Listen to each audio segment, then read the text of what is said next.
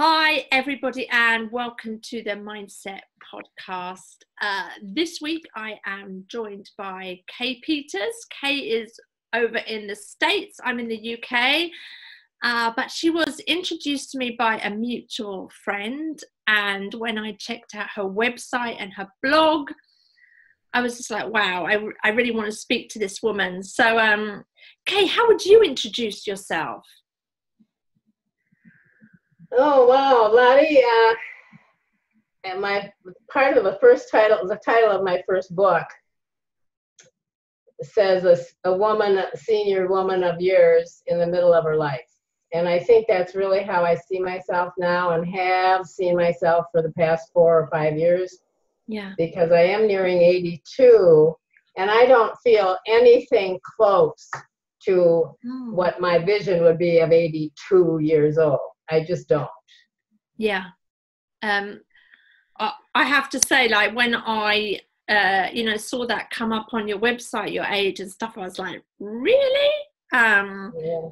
But we were just chatting before we came on the call, weren't we? And I was saying how there seems to be this growing population of women stepping into their more senior years and really stepping into their own power, their own value, and then going out and sharing that with others in an incredible way, which I think is a bit like what you do on your blog, right? Yeah, the blog I started first, that was the beginning of what I call a self-realization, self-transformation time of my life. I've said before, I look at myself as having been in a 20-year slumber. By that, I don't mean I left society. I don't mean that I probably didn't change personality. It wasn't depression, wasn't anything like that. But I really hadn't come into the feel of life. I really wasn't feeling life. And of course, I didn't realize that in that time frame.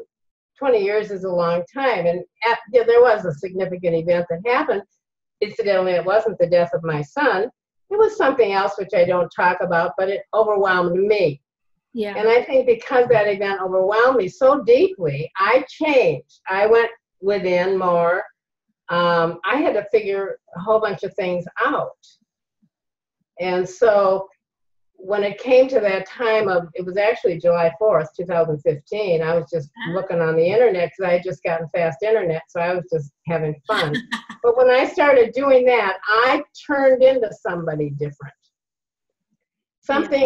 Something awakened in me. I think, like you say, we get older, and whatever it is that says to us internally, intuitively, probably, this life we've lived up to now, whatever that now is for anybody, and by the way, I live in the now, you just have to forget about that and figure out, what am I doing with my life? What am I achieving if I want to achieve more? Yeah. How do I feel about things? How do I want to get rid of things? At least this was my internalizing of stuff like this. Yeah. So as to the comment that you said, yes, I don't think it's only women. I think we talk more. We're able to, expand ourselves more, and we're just far more fluid when it comes to how we live, I think. But that's because we're multitaskers. When you have a brain that's multitasking, you think like that in every way. I think we do. Yeah. And as individuals, we manifest what we're thinking about.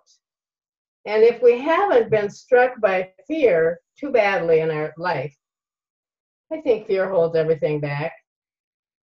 And it's Absolutely. The cause of everything, really. Yeah. Fear of something, fear of loss of something. Yeah.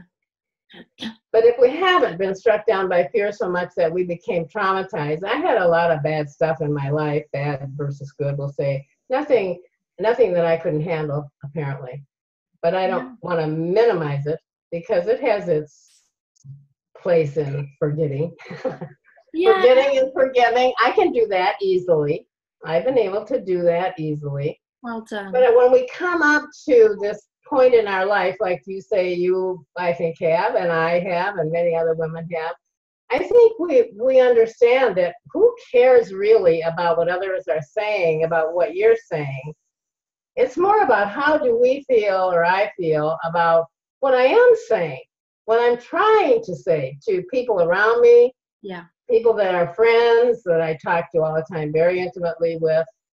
You know, we all have our inner circle, I hope. It only has to be one or more, but, you know, somebody that you can chat with and sort of explore and explode. It's just, I think you do that so well on your blog. Your blog is a great way of, you can tell you really go into your heart. You really go to that place, and then you share that on your blog, don't you? I do. It's my peeling of the onion, you know. It's intuitive. Nothing is scripted with me. I can't script.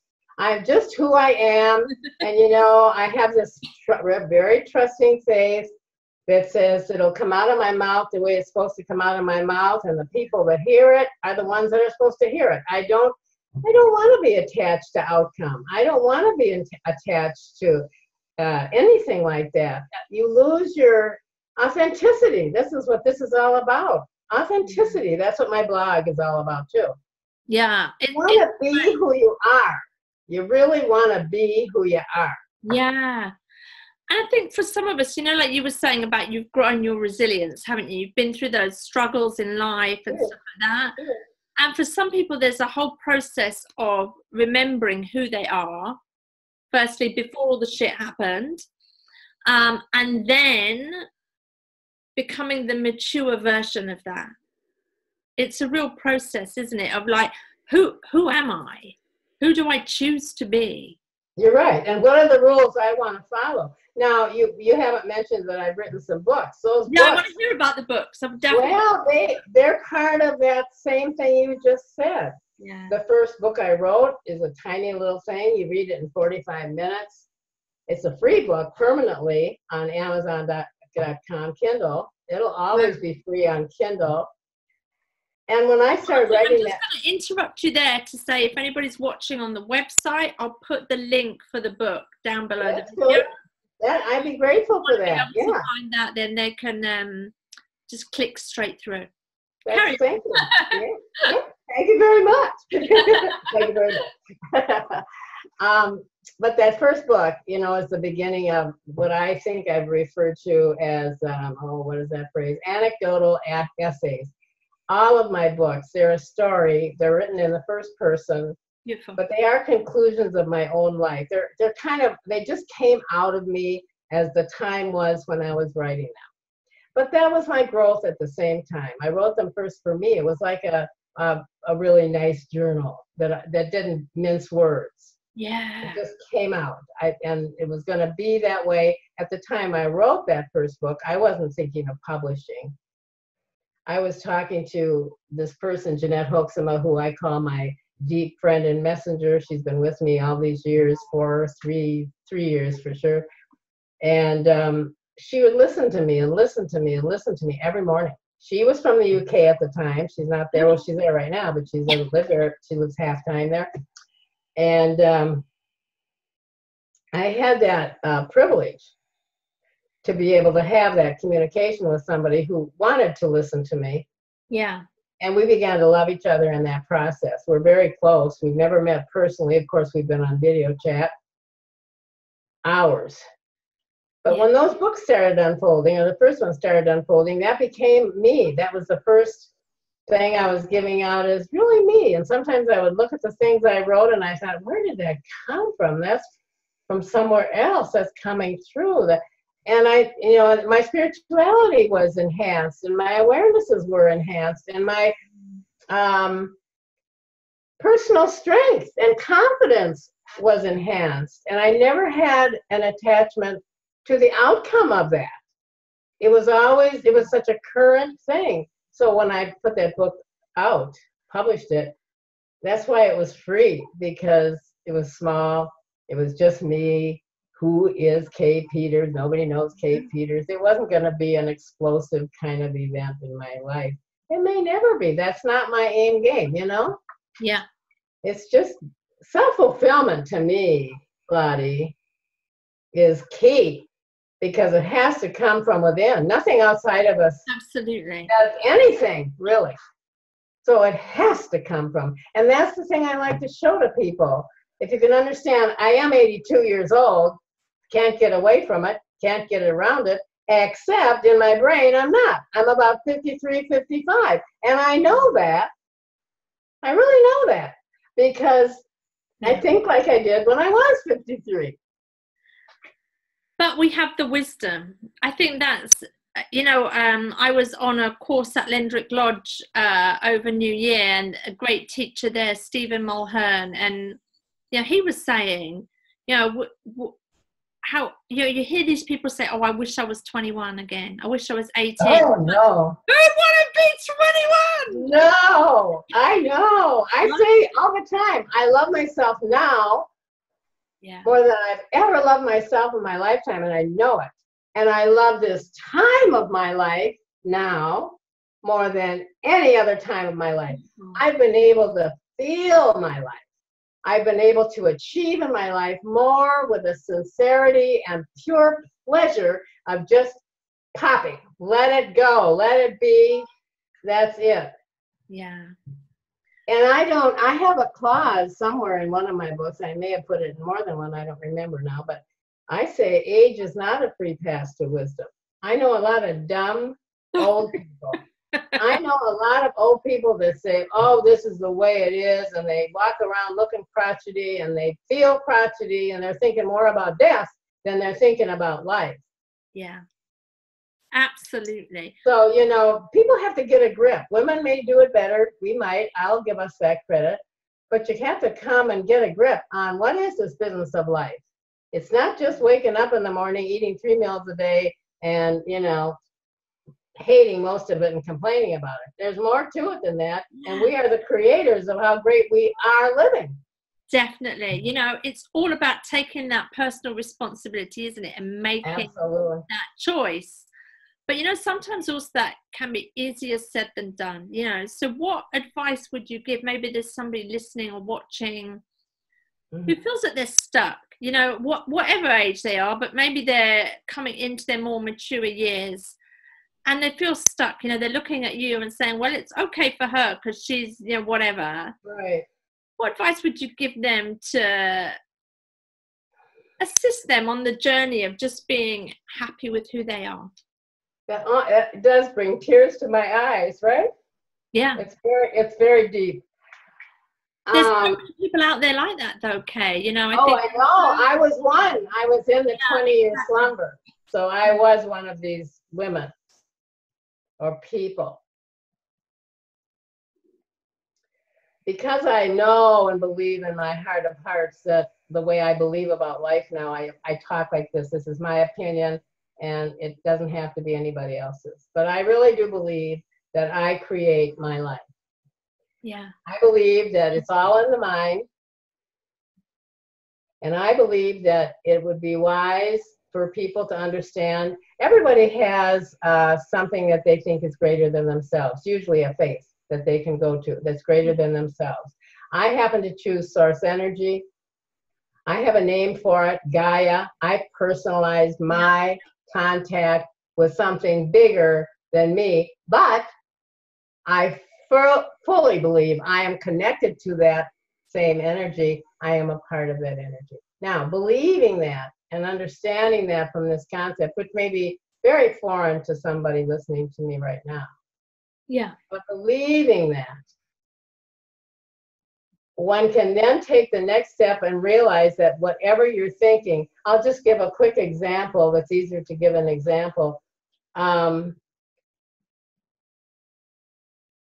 When you're looking to say a prayer to something greater than yourself, and right away, that prayer usually has negativity in it because you don't like what you have, so you're looking to create something better. Yeah. So what you're doing is you're actually saying to the powers that be, we'll say, please change this. Whatever's going on in my life, I don't like that at all. What I really want is this. Well, the reality of that, in my way of thinking, is that your prayer just went out. I don't like what I have. Negative, negative, negative. The prayer didn't go out, give me this. Your negativity is what goes out. And that is the law of the universe. It gives you back the energy that you've given out. Absolutely. This is my belief. Okay, so take somebody who's sitting there and they're saying, blah, blah, blah, she's really going over, she's not getting to it. I've had hardship in my life. I've had struggles. I've never had enough money. I had a kid die. I had a kid die. He took his life. Yeah, hard. He took his life. We all have something in our lives, no matter what it is. It doesn't have to register on the optimum scale with others. It's optimum to us. Yeah. And I think that's really important, actually, because, almost in some personal development circles, there's almost like this one-upmanship of like, well, what I can do is okay. Yeah, you, that happened to you. Listen to me, what happened to me. Well, exactly. What happened to me is what you're holding on to, and that's the life you're keeping around you. Yeah. You have to understand, I think people have to understand, I think I understand it. The prison we're in, we lock the door on that. We're the one that puts us in there, and we keep ourselves in that prison. Yeah. We are the same people that can say, unlock that door. I want my windows and doors open. I want to see what there is to see out there. I want to feel what I'm supposed to feel. I have goosebumps now. When I get this far out, that's what happens to me. Yeah. And I don't want to say I'm taken over, but I'm certainly in a place of saying it's doable. I'm witness. I'm to this. I am the person. I am the person. There is no facelift here. There are wrinkles on this face. Yeah, and this one. But there is peace in my eyes. There is gratitude for where my space is. There is learning. Once you open up those doors, funny thing, then comes the learning part. Then come the little inkles of, wow, that happened. Wow, I was just thinking about that the other day, and here it is. We have that because that's the intuitive inside our higher self, our soul. Exactly. You can call it anything you want to, but we're a spiritual being in a living in a human condition. My belief. I completely agree, and I think whatever any of the watchers or listeners' spiritual beliefs are, that there's no wrong or right to this. But I think that having that spiritual connection and really reconnecting, regrounding yourself with the connection with Mother Earth, with the beings around you, not just the other people, but the animals and the plants. All life. And reconnecting as well with what's going on in here. It's that 3 stages of connection. It's life-changing, isn't it? It's absolutely life-changing. And whether you choose to call that God or Buddha or Pachamama or whatever it is, it's that ability to open yourself to that connection and what that might bring. And to understand that when you start having a connection, you begin to have peace. Yeah. When we're in a state of complaining about anything, that is not peace. Yeah. So in the place of complaining, and the other side of that is gratitude for what you have, not what you don't have. Yeah. You can understand. Yeah, you can understand that you separate your own life. You separate yourself from life. Life isn't, I kill a bug now and then. So, forgive. We do what we do, but we do it better and better when we get to learn some of our lessons, which are very long time coming sometimes. I've spent a life learning one lesson, which shamefully I say it almost because you'd think I would have learned it many years ago, but it's a lesson of compassion. Yeah. And I got into some deep study. These blogs, they're always the ones that pull me into some little place about me. But this business of compassion, so many of my early years raising my 2 sons, I was a single parent, and I was surviving. And it was pointed out to me by a very wise person at the time online. I never met this person, but I was going on about how hard I was. I was a hard person in many ways. And this person pointed out to me that you couldn't be any other way. You were surviving. You can't be soft when you're surviving. So that compassionate side of you is down deep. Yeah. But he also pointed out to me, because this was only like 4 years ago, so how old was I then? Spring chicken. The point is that I haven't been in that mode of surviving like that for years. But I hadn't updated myself. I carried that little sack around with me. I wasn't complaining about it ever. But that was a remnant that houses itself in us. We have things, our life experiences, I believe, housed inside of us. Yeah. And we maybe don't even know it's there so much until we get triggered, one thing or another. I'm a real proponent of Eckhart Tolle. I read his book, In the Now. Yep. And of course, that's where I got that, from living in the now. I much prefer to live that way. Then life presents to you. I don't have to anymore plan my day except appointments. Yeah. I don't have to do anything. I get up. You would be surprised what I've done this morning. In fact, I'd like to tell people this just to let you know. This is how I go. I get up at 3 o'clock in the morning. I wasn't going to be with you till 7:30, so I had all these hours. So you take a shower, that's 20 minutes. Yeah. So I got in touch with somebody online yesterday that was making bone broth. I know people who make bone broth, but I've never done it. So yesterday I bought all the stuff for that. Yeah. I got bone broth going on there, so it'll be done by tonight because it's got to be 12 or many more hours in there. Okay, so then I got all the ingredients together for another soup I want to make because I've got some potatoes. I mean, I just keep going and going, always keeping track of the time. Yeah. I knew I had you coming. Mm-hmm. But, you know, to sit around and sort of ho-hum a day, what is that? Yeah. What does that do for you? I'm the same, you know, I don't watch telly anymore. I'll occasionally watch a film or something like that. But it's very much about making conscious choices of where your time is going, where your energy is going. Otherwise, you can sit down, the day is gone. Yeah. Oh, it is. And you don't have a thing to show for it. I'm not an overachiever by any stretch.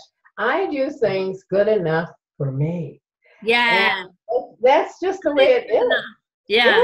I mean, I've always been that way. I think that's a little lazy streak, which is putting myself down. I call it that, but maybe it isn't. Maybe that's my little definition. It's just my comfort zone. Yeah. I know I'm not a slob. I know I'm not whatever. And if I want to do some things I've done really great. Yeah. I refinished furniture in my time, and I have a piece in the living room I wouldn't sell for any amount of money. It was the best thing I ever did, and I view it every night. I watch television. Yeah. But I watch repeats of Western movies. I'm a horsey person. The things you like. I can't just shut out TV. Yeah. I need to watch that. That feeds me. Perfect. Yeah. So, Kaye, if people want to find out a bit more about you, where's the best place for them to go? Your website, or you have quite a great Facebook page, don't you? I do. My Facebook page is just saying Kaye Peters. You can put that link up too if you want to. I think I gave it to you. On the website below the video. In my Facebook page, I used to have a regular live stream show every Friday morning at 7 o'clock. I stopped that. I did it for about a year, and then I stopped it. I'm too spontaneous, my way of thinking. I'm too spontaneous and unscripted, and I want to do it when the urge comes to me. Yeah. There's something that happens, I want to go do it, and then whatever comes out, comes out. Yeah. And so my page has tons of videos and live streams, hundreds. Yeah, I was just having a quick look before we came on, actually. Yeah, I've done a lot of them, and they're all the same. Whatever was me at the time. It also has a lot of my posters, and they're all, I would say, intuitive as well. So people can look on that page. They can see that. They can see who I am. Yeah. And, of course, then I have my blog page, myphrase.net. Mm-hmm. I go there. I'm pretty prolific on that page. I get those feelings enough to put out a couple a month, maybe sometimes 3 if I'm in that whatever. Perfect. Yeah. It's just me. It's my stuff. See, that's the thing. I'm just me. But I want everyone to know we can all be just me and have more fun with yourself doing it. You don't have to have fun with other people doing it. It just shines out of you, Kaye, actually. It shines out of you that you are just you, no big bag. Wow. But you've got something to share, and you're aware of that, you know, and I think that's great, because so many people get that kind of imposter syndrome of like, who am I to do this? Who's going to want to listen to what I say? You know, all this kind of idea. It doesn't matter who wants to listen. Right? Exactly. And I want to just for the record say this too. It's not like I have rubs in my life, a lot of them. I've got feet I have to deal with all the time. I have to make adjustments. Almost every week or so there's an adjustment to getting a little bit older one way or the other. But there are perks. There are perks. I went to the doctor, was it yesterday morning, and he said, how are you today? It's my routine thing. And I had done a lot of tests, you know, the lipids and all kinds of tests, chest x-ray, mammogram. So he said, how are you today? And I said, I hope I'm as healthy as I feel. Yeah. And he turned around and looked at me and he said, well, you are. He said, your numbers are just out. They were better than I've had in years. Perfect. And part of that is I've changed. I'm in intermittent fasting too. We don't have all this time for me to give you all this information about I'm going to have you back on. I want to come back on. You know, I'm in intermittent fasting. I told my son about this and he said, well, as long as it works for you, you know, I mean, whatever. It's working like a charm for me. I love fasting. I'm not grazing in my house for food. I've lost 9.5 pounds since when, as a byproduct of it. And I plan my meals better. I'm like you hear me say, I was planning a soup I'm making today. I mean, life is just, again, I'm getting goosebumps now. Life is just a bowl of cherries if you want to make it so. Yeah. All you got to do is go out and pick them, right? It is as simple as that. I completely agree. Yeah. And don't use yourself as the excuse. Use yourself as the creator. Yeah. Nothing ever happened to us that keeps us from doing what we really want to do. Yeah. Nothing. There are too many examples of armless and legless people that do phenomenal things. My hero one is Helen Keller. She couldn't see, she couldn't hear, for God's sake. Remember Helen Keller. Yeah. So people do phenomenal things. Yeah. I'm going to have my sister on the podcast. She's writing a book at the moment, so we're waiting for the book to come out. But she has a prosthetic leg. She has a spinal disorder. Her husband died when just after she'd had her second child. You know, and I think if people can get out there and do this stuff, then we have no excuse. But it's also important to remember that you don't have to be special like that. You know, no. Inside us. I've said a million times, and for this time I'll say it again. I believe we have millions of sparks inside of us, and all we have to do, I mean, I envision it like Star Wars coming at me, you know. Stars, just pluck them. Whatever you want to do, just pluck them, and it's just what you want to do. It don't even tell anybody you're doing it. Don't even think about the outside world. Make it your inside story, your inside thing, your inside leap. You know, I have a saying, I'm going to say this here now too, because it just came like this. But, you know, we crawl before we walk, before we run, before we leap into our greatness. We all do that. I did it. Yeah. I did it. And I'm not special. I'm not any more special or unique than anybody. Yeah. You just have to get in touch with what you're made of, what you're really made of. And just acknowledge that the phase you're in is the right phase for you at that time. So even if you're in the crawling phase or the walking, holding on to something phase or whatever, that's okay. There's no, it's about. But if it's a downer for you, we know life is nothing but change, moment to moment to moment to moment. So I would suggest for anybody, if you're in a downer kind of thing, think of something, one thing. There has to be one thing that's better than what you're in.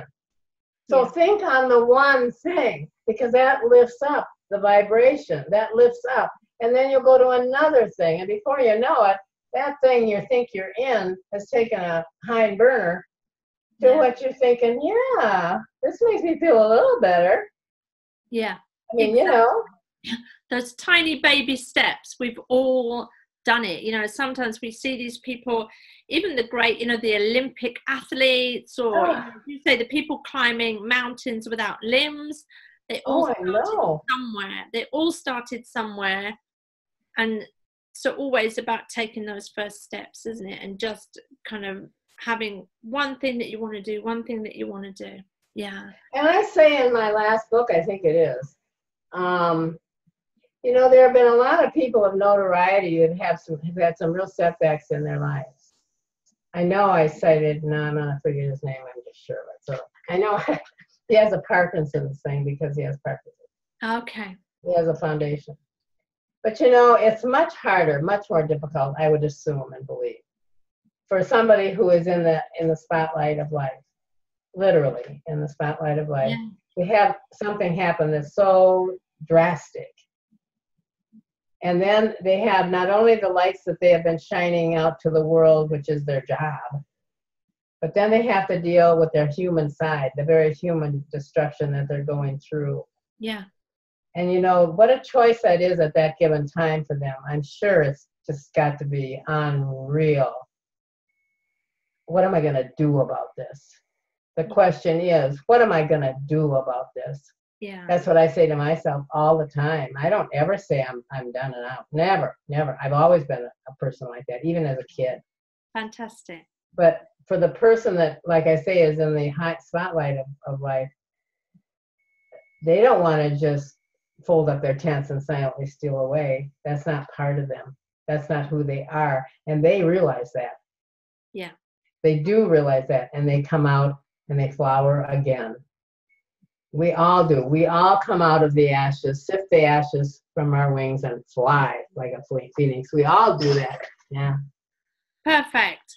Hey, Kate, I could speak to you all day. I think we better draw to a close now in a minute. You're another person that I'm putting on the list to definitely have back on the podcast. It's been great.